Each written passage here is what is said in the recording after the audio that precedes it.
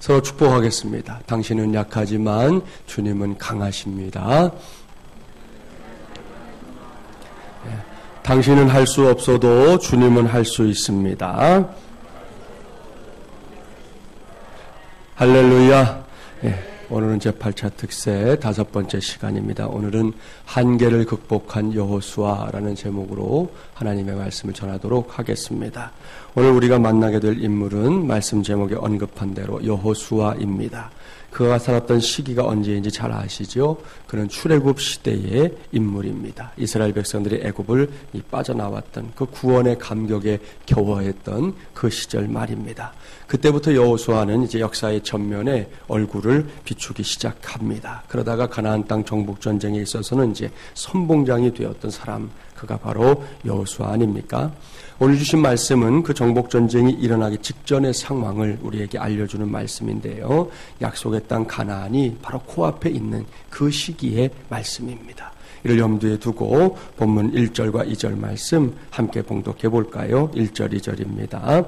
여호와의 종 모세가 죽은 후에 여호와께서 모세의 수종자 눈의 아들 여호수아에게 말씀하여 이르시되 내 종 모세가 죽었으니 이제 너는 이 모든 백성과 더불어 일어나 이 요단을 건너 내가 그들 곧 이스라엘 자손에게 주는 그 땅으로 가라. 아멘. 사랑하는 세배용사 여러분, 보십시오. 이제 눈앞에 약속의 땅이 있습니다. 그동안 그렇게 애타게 기다리고 또 기다렸던 정착의 땅, 젖과 꿀이 흐르는 그 땅이 눈앞에 펼쳐져 있는 것입니다. 그런데 그 땅을 향해 나아가는 일, 눈앞에 좋은 것이 있는 것은 맞지만 그 땅으로 들어가는 일은 결코 만만한 일이 아니었습니다.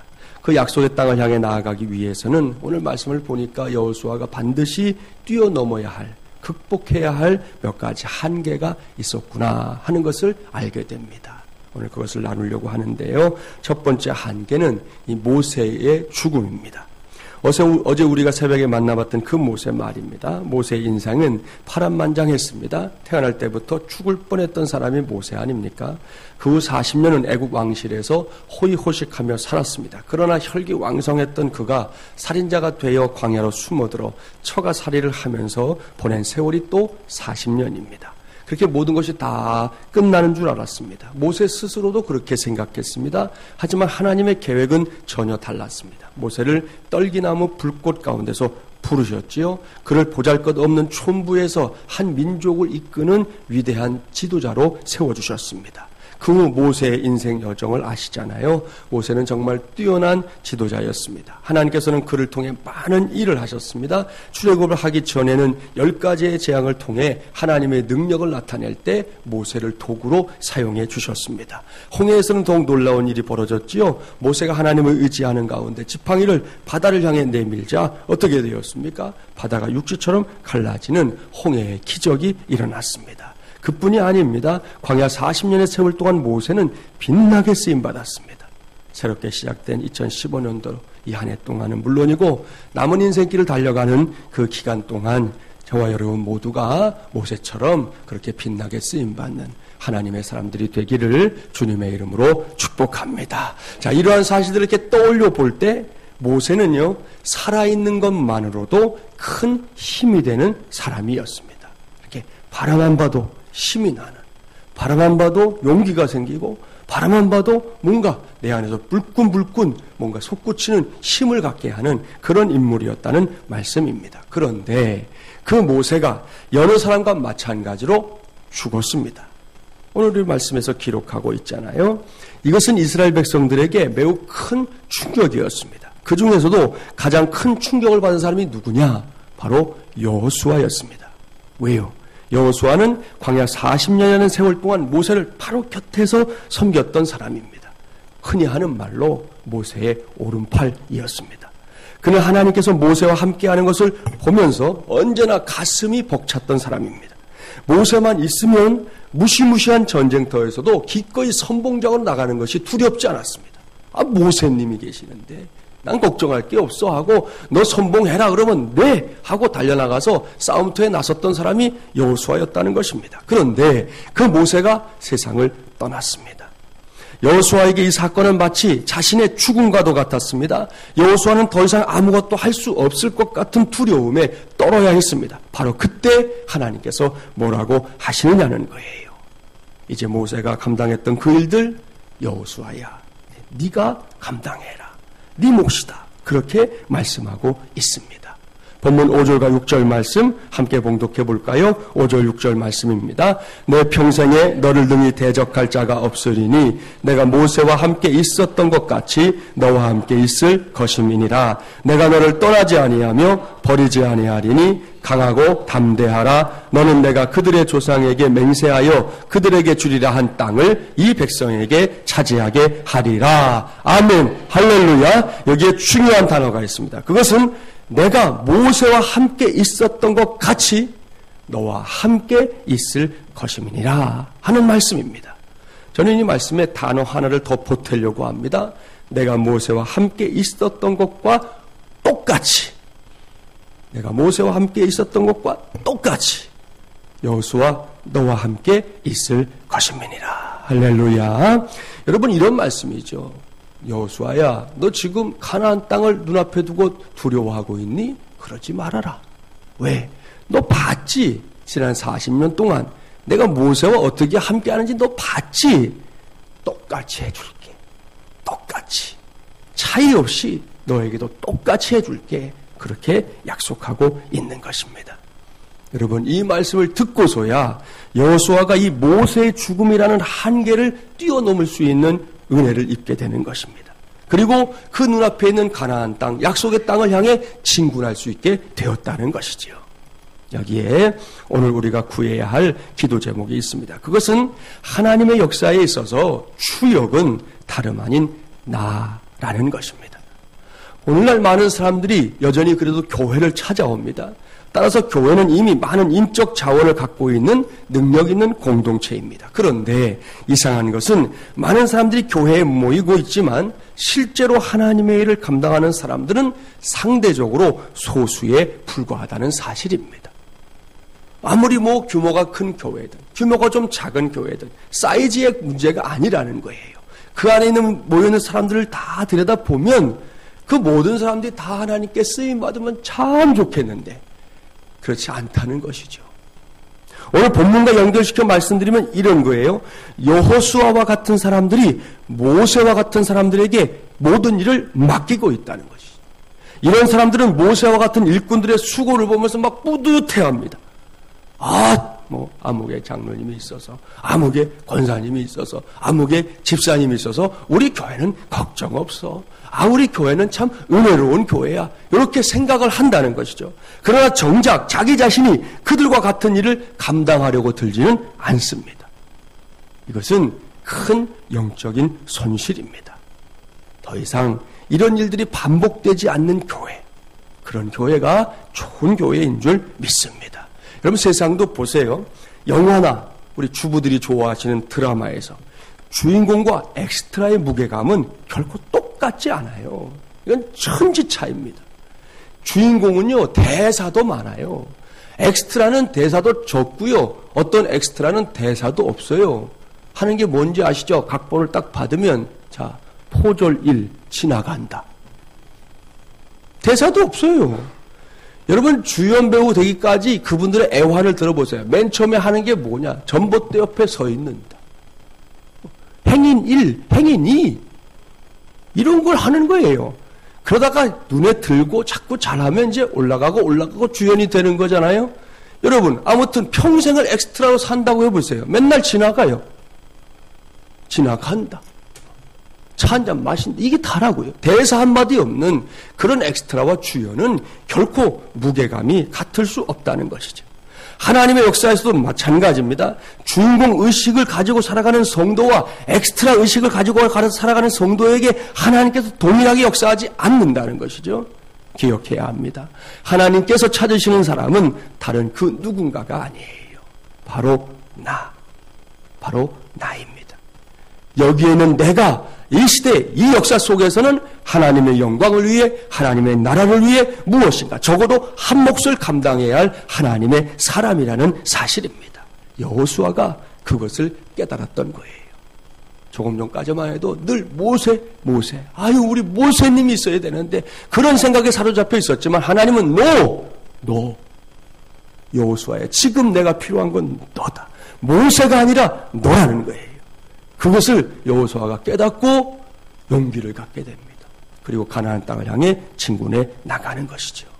아무쪼록 저와 여러분이 이제는 우리 신앙생활을 하면서 이렇게 엑스트라 의식은 좀 버리시고 저와 여러분 모두가 하나님 오늘 말씀하신 것처럼 모세와 함께 있었던 것과 똑같이 나와 함께 하시는 하나님의 은혜로 말미암아 이 모세의 죽음이라는 한계를 뛰어넘어 쓰임받는 하나님의 종들이 되시기를 주님의 이름으로 축복합니다. 다음으로 여호수아가 약속의 땅에 들어가기 전에 극복했어야 할 한계는 이제 믿음의 한계였습니다.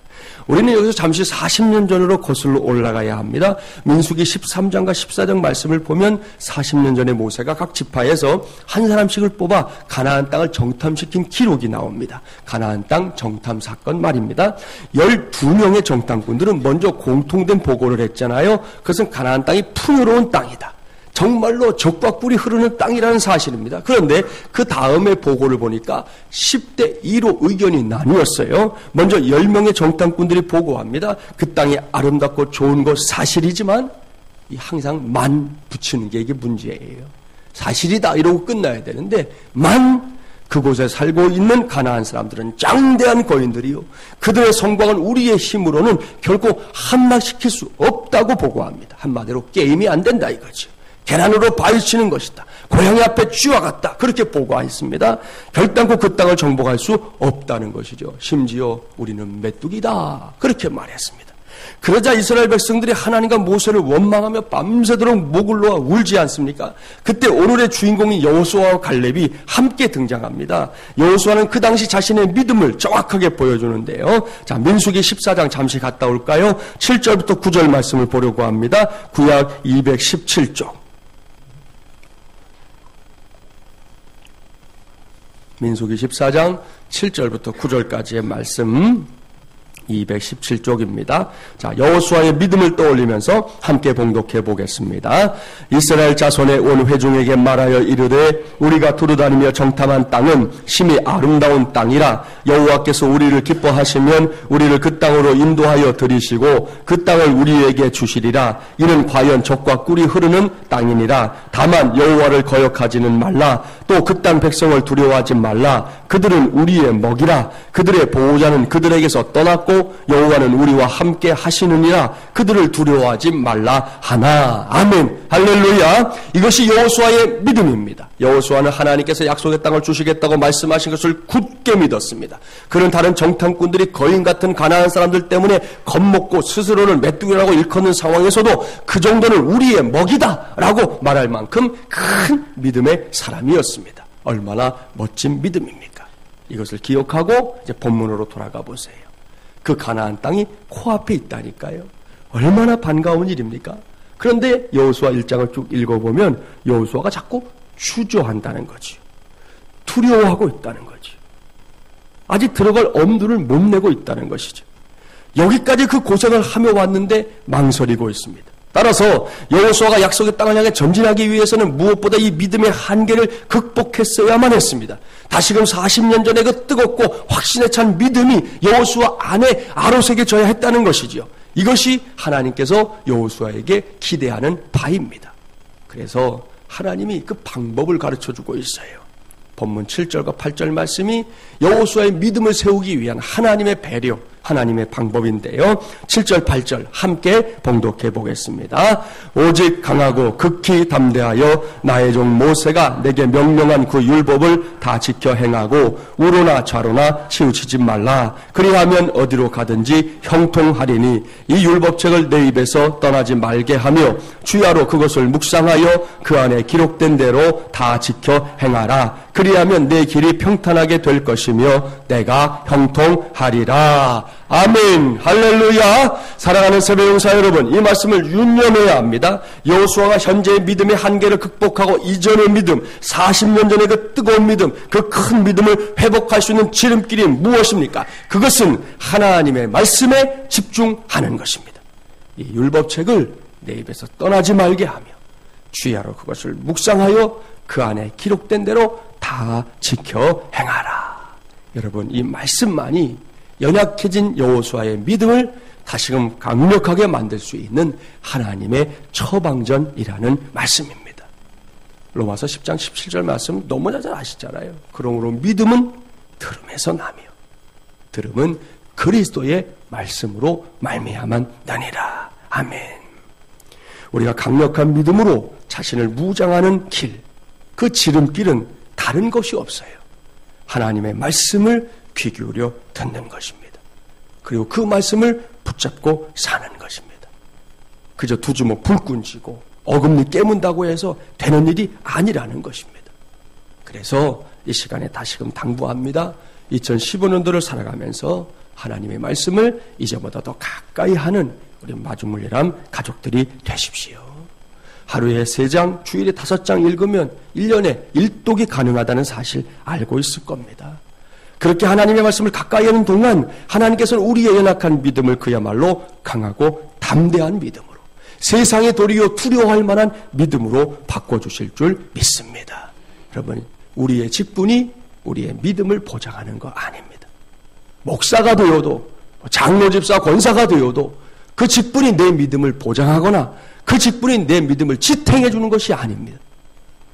목사일지라도 하나님의 말씀과 멀어지면 그의 믿음도 약해지는 것이지요. 교회 어떤 직분을 가진 사람이라 할지라도, 아니 수십 년 신앙생활을 자랑하는 사람일지라도 하나님의 말씀으로부터 멀어지면 그의 믿음은 약해질 수밖에 없는 것입니다. 그래서 왕도가 없다는 거예요. 우리 신앙의 연륜이 깊어져 갈수록 다른 것도 해야 되겠지만 여러분, 이 말씀이 더 보배로운 말씀이 되기를 바랍니다. 너무 익숙해져서 그까이 거 나 다 아는 말씀인데 오늘 설교 제목 보니까 스토리 빤하네. 여러분, 그런 신앙 가지고 절대로 강한 믿음의 사람이 될 수 없습니다. 하나님의 말씀에 귀를 여기고 있는 자만이 진정한 믿음의 사람이 되는 줄 믿습니다. 여호수아가 이 처방전을 받아들었어요. 그리고 나서 자신이 갖고 있었던 믿음의 한계를 뛰어넘는 모습을 우리에게 보여주고 있는데요. 이제는 우리 모두의 몫이 되기를 간절히 바랍니다. 자, 마지막으로 여호수아가 극복했어야 할 한계는 능력의 한계입니다. 여호수아에게 주어진 사명은 약속의 땅 가나안을 정복하는 거잖아요. 보통 사명이 아닙니다. 거대한 사명입니다. 그러니 이것이 여호수아 한 사람의 능력으로 가능할까요? 그의 능력이 아무리 뛰어나다 하더라도 여호수아 역시 한계를 가진 인간 아닙니까? 그렇다면 이런 여호수아가 능력의 한계를 극복할 수 있는 길이 뭐냐? 그것은 하나님을 힘입는, 주님을 힘입는 것입니다. 오늘 본문 9절에 그 답이 있어요. 9절 말씀 함께 봉독해 봅니다. 9절입니다. 내가 내게 명령한 것이 아니냐? 강하고 담대하라. 두려워하지 말며 놀라지 말라. 내가 어디로 가든지 내 하나님 여호와가 너와 함께 하느니라 하시니라. 아멘. 이 말씀을 잘 보시고 꽉 붙잡으십시오. 여호수아가 능력의 한계를 극복할 수 있었던 비결은 다른 것이 아닙니다. 하나님께서 약한 여호수아와 함께 하는 것입니다. 하나님께서 말씀하신 대로 여호수아가 어디로 가든지 하나님께서 임마누엘의 역사를 보여주는 것입니다. 여호수아는 이러한 은혜를 힘입어 능력의 한계를 뛰어넘을 수 있었다는 것이지요. 이러한 역사는 오늘날에도 다른 곳이 아니라 우리 교회 안에서 계속되고 있습니다. 어제 저는 전도사님과 함께 그 전현식 성도님을 만나러 여의도 성모병원에 다녀왔습니다. 여러분이 알고 있는 대로 우리 전현식 성도님이 지난 2월 중순이 좀 지난 시점에 갑자기 뇌출혈로 쓰러졌지 않습니까? 아들이 이제 결혼할 예정이어서 결혼 청첩장 들고 친구들 만나러 간 모임에서 갑자기 하고는 쓰러지신 거예요. 바로 병원에 이송해서 긴급하게 수술받았습니다. 제가 선교를 떠나기 전에 중환자실로 찾아갔었지 않습니까? 그때 얼마나 막 고통스러워했는지 몰라요. 온몸에 매달려 있는 기계들 주사바늘 막 떼어내려고 몸부림을 치니까 할 수 없이 손을 다 이렇게 침대에 묶어놓기까지 했었습니다. 그런 성도님을 붙잡고 간절하게 눈물로 기도했습니다. 하나님의 도우심에 함께 하기를, 무엇보다 이번 기회에 우리 성도님이 꼭 하나님을 만날 수 있기를 간절하게 기도했습니다. 그러고 나서 맞이한 주일에 여러분과 함께 우리 1, 2, 3부 시간에 전현식 성도님을 위해서 통성기도까지 하고 그리고 이제 선교지로 갔으니 궁금했어요. 감사하게도 부인되는 이수연 집사님과 이제 잠시로 이렇게 잠깐 카톡을 할 수 있는 와이파이가 되는 곳이 있어서 확인하면서 그 사이에 일반 병실로 올라갔다 하는 소식도 듣고 감사했습니다. 이번 특세 시작하면서 지난 월요일부터 또 우리가 새벽명사에 함께 기도해 주셨잖아요. 이 모든 기도가 헛것이 아니었습니다. 하나님께서 응답으로 역사해 주셨습니다. 어제 병실에 들어갔더니 자리에 없으시더라고요. 그래서 어디 가셨지 하는데 돌아서는데 잠시 후에 간병이 끌어주는 이 휠체어를 타고 병실에 들어오다가 저를 보더니 아주 반갑게 아는 척을 해주었습니다. 그래서 침대에 누우시겠냐 했더니 그냥 앉아 계시겠다는 거예요. 그래서 제가 이제 무릎을 꿇고 이렇게 눈을 마주하고 앉아서 대화를 나눴습니다. 그런데 전현식 성도님이 어저께 반복적으로 제가 이야기 나누는 내내 반복적으로 제게 했던 고백이 있어요. 이거였어요. 목사님, 제가 너무 고통스러워서 하나님께 나를 좀 죽여달라고 했습니다. 너무 고통스러워서 나를 좀 죽여달라고 했습니다.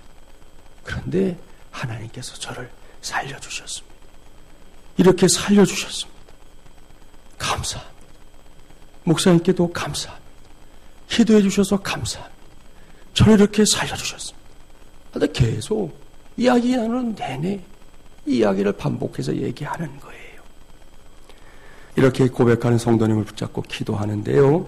그동안은 사실 이분이 부인의 성화 때문에 신앙생활을 했던 사람이었는데 그 긴 시간도 아니잖아요. 그 사이에 이분이 변해 있더라고요.